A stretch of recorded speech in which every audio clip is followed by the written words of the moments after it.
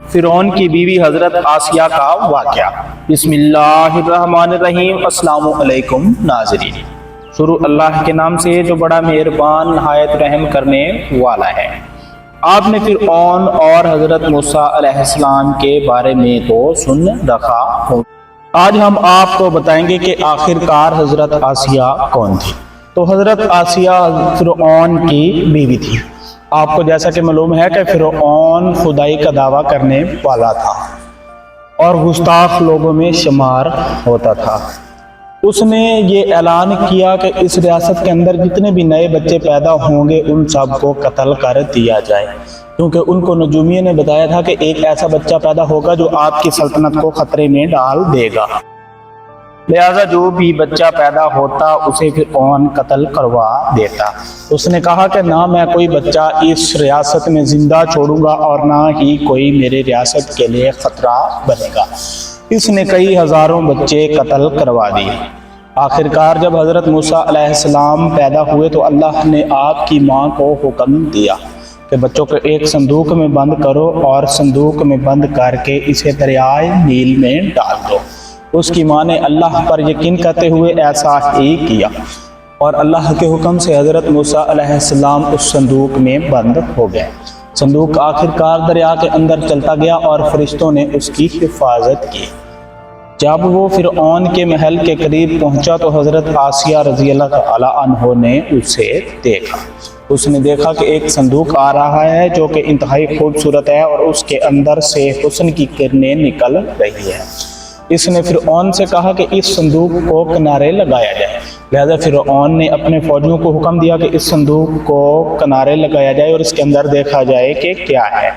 جیسے ہی فرعون نے دیکھا کہ اس کے اندر تو انتہائی غیر معمولی خوبصورت بچہ ہے تو فرعون نے حکم دیا کہ اس کو بھی قتل کر دیا جائے، لیکن حضرت آسیہ رضی اللہ تعالی عنہا کے دل میں اس کی محبت تھی۔ اس نے کہا کہ نہیں اس بچے کو ہم قتل نہیں کریں گے، اس کی میں پرورش کروں گی اور بڑا ہو کر یہ ہمیں فائدہ دے سکتا ہے۔ لہذا اللہ تعالیٰ نے حضرت موسیٰ علیہ السلام کی پرورش اس کے قتل کا ارادہ رکھنے والے ہی شخص کے گھر میں کروائی، لہذا وہ بڑا ہونے لگا اور دن بدن پرورش پانے لگا۔ آپ کو بتاتے چلیں کہ حضرت آسیہ شروع سے ہی ایک نیک خاتون تھی اور اس کے باپ بھی انتہائی نیک آدمی تھے۔ جب فرعون نے دیکھا کہ آسیہ غیر معمولی طور پر خوبصورت ہیں تو اس نے زبردستی حضرت آسیہ سے شادی کر لی اور اس نے حضرت آسیہ کو دھمکی دی کہ اگر تو نے مجھ سے شادی نہیں کی تو میں آپ کے باپ اور بہن بھائیوں سب کو قتل کر دوں گا اور زبردستی آپ کو اٹھا لوں گا۔ لہٰذا حضرت آسیہ نے زبردستی ان کے ساتھ شادی کر لی، یعنی فرعون کی شادی حضرت آسیہ سے ہو گئی، لیکن اللہ تعالیٰ نے حضرت آسیہ کو فرعون سے محفوظ رکھا۔ جیسا کہ بعض روایات میں بتایا جاتا ہے کہ فرعون کو اللہ تعالیٰ نے نامرد کر دیا تھا تاکہ وہ حضرت آسیہ اور ایک نیک خاتون کے قریب نہ جا سکے۔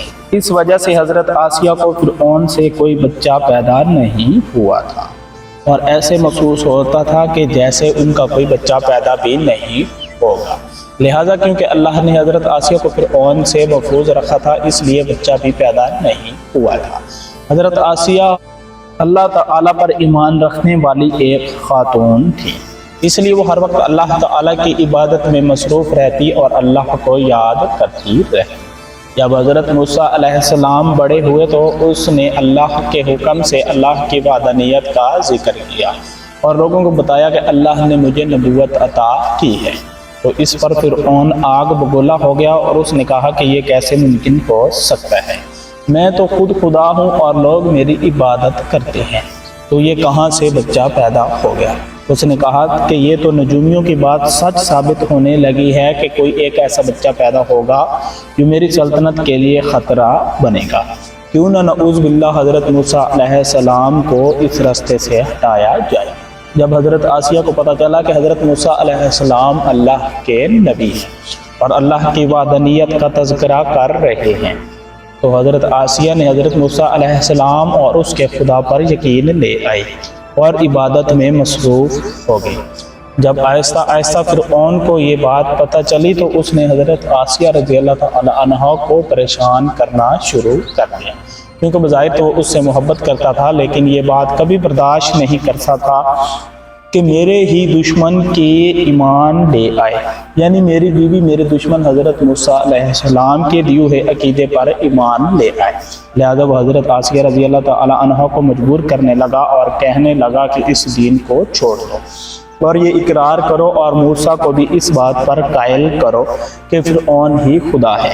لیکن اس بات سے حضرت آسیہ نے انکار کر دیا۔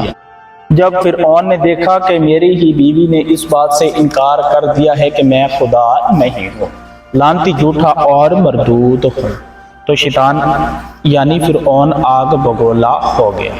اس نے کہا کہ یہ کیسے ممکن ہے کہ میری ہی بیوی مجھے خدا نہ مانے، تو اس نے حضرت آسیہ پر ظلم کے پہاڑ توڑ دیے۔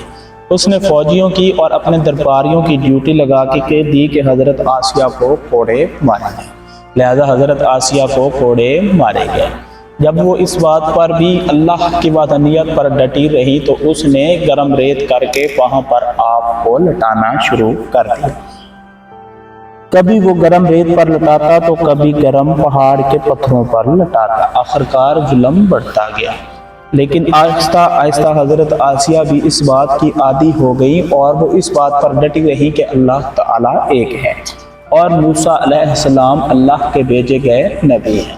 وہ واحد اور ایک اللہ ہے اور موسیٰ اس کے نبی ہیں، لہٰذا میں ان کو کبھی بھی چھوڑ نہیں سکتی، چاہے میری جان ہی کیوں نہ نکال دی جائے۔ تو اس بات سے فرعون اور زیادہ آگ بگولا ہو گیا اور اس نے اپنے فوجیوں اور تمام لوگوں کو اکٹھا کیا اور ان سے مشاورت لی۔ ان سب نے ایک ہی مشورہ دیا کہ حضرت موسیٰ علیہ السلام کو رستے سے ہٹا دیا جائے، نہ سر ہوگا اور نہ ہی سر میں درد ہوگی، نہ اللہ کا نام لینے والا کوئی ہوگا اور نہ ہی مزید بندے گمراہ ہوں گے۔ لہٰذا فرعون نے کئی فوجیوں کی ڈیوٹی لگائی اور اپنے تمام فوجی اکٹھے کیے اور کہا کہ ہم حضرت موسیٰ علیہ السلام کے ساتھ جنگ کریں گے اور نعوذ باللہ اسے قتل کر دیں گے۔ ادھر سے اللہ تعالیٰ نے حضرت موسیٰ علیہ السلام کو حکم دیا کہ دریا کی طرف چلے جائیں۔ جب حضرت موسیٰ علیہ السلام دریا کے پاس چلے گئے اور آپ کے ماننے والے بھی دریا کے پاس چلے گئے تو فرعون اور اس کے فوجی بھی حضرت موسیٰ علیہ السلام کا تعاقب کرتے ہوئے وہاں پہنچ گئے۔ تو اللہ نے حضرت موسیٰ علیہ السلام کو حکم دیا کہ اس کے اندر عصا پھینکو اور یہاں سے گزر جاؤ۔ لہذا حضرت موسیٰ علیہ السلام نے عصا پھینکا اور پانی نے رستہ دیا اور حضرت موسیٰ علیہ السلام خشک جگہ سے گزر گئے۔ جب فرعون نے دیکھا کہ دریا خشک پڑا ہے تو وہ خود بھی دریا کے اندر کود گیا اور اپنی فوج کو بھی دریا کے اندر کودنے کا حکم دیا۔ جب تمام لوگ دریا میں کود گئے تو اللہ تعالیٰ نے پانی کو حکم دیا کہ مل جا اور ان سب کو غرق کر دے۔ دریا آپس میں مل گیا اور فرعون اور اس کا سارا لشکر پانی کے اندر غرق ہو گیا، جس کے بعد فرعون بالکل ختم ہو گیا اور حضرت موسیٰ علیہ السلام دریا پار کر گئے اور اللہ کے حکم سے محفوظ رہے۔ بعض روایات میں آتا ہے کہ جب فرعون ہلاک ہوا اور اس کی لاش پانی کے اندر تھی تو اسے پانی نے بھی برداشت نہیں کیا، اسے نکال کر باہر پھینک دیا اور فرعون آج بھی اسی حالت میں باہر پڑا ہے اور ہزاروں لوگ اسے دیکھنے کے لیے جاتے ہیں اور اسے دیکھ کر اللہ تعالیٰ کی مغفرت طلب کرتے ہیں اور اللہ تعالیٰ سے دعا کرتے ہیں کہ کسی بھی آنے والی نسل کے بندے کو اس انجام سے محفوظ رکھے اور ہمیں ایمان کی روشنی سے مالا مال کر دے۔ یہ تھی تمام کہانی فرعون اور حضرت آسیہ کی۔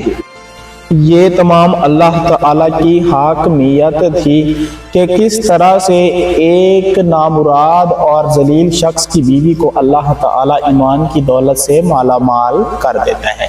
اس کے علاوہ اللہ تعالیٰ یہ بھی بیان کرتا ہے کہ اللہ تعالیٰ شرک کو معاف نہیں کرتا۔ اس بات سے یہ واضح دلیل ملتی ہے کہ اللہ تعالیٰ کے ساتھ فرعون نے بھی شرک کیا اور خدائی کا دعویٰ کیا۔ اللہ تعالیٰ نے اسے بھی معاف نہیں کیا بلکہ اسے بھی ذلیل اور رسوا کیا اور ذلیل و خوار کرتے ہوئے اس روح زمین سے وہ چل بسا اور آج بھی اس کی لاش نشان عبرت بنی ہوئی ہے۔ اور جس دوسرے لوگوں نے بھی اللہ کے ساتھ شرک کیا یعنی فرعون کو مانا اور اس کو خدا تسلیم کیا تو اللہ تعالیٰ نے ان کو بھی غرق اور ہلاک کر دیا۔ ان کا انتظار اگلے جہان روز قیامت بھی آگ کر رہی ہے۔ لہٰذا اس کہانی سے ہمیں سبق ملتا ہے کہ ہمیں اللہ تعالی کی پناہ مانگنی چاہیے، کسی بھی شخص کو اللہ تعالی کا شریک نہیں ٹھہرانا چاہیے۔ عبادت کے لائق صرف اور صرف وہی خدا ہے اور ایک واحد اللہ ہے، ہمیں صرف اسی کی عبادت کرنی چاہیے اور اسی کی پناہ طلب کرنی چاہیے کہ اللہ تعالی ہمیں مختلف عذاب سے بچائے۔ امید ہے کہ ویڈیو اچھی لگی ہوگی۔ اگر ویڈیو اچھی لگی ہے تو چینل کو سبسکرائب کر دیں اور ساتھ میں لگی بیل آئیکن کو بھی پریس کر دیں تاکہ آنے والی ہر اچھی ویڈیوز آپ تک پہنچتی رہیں۔ والسلام۔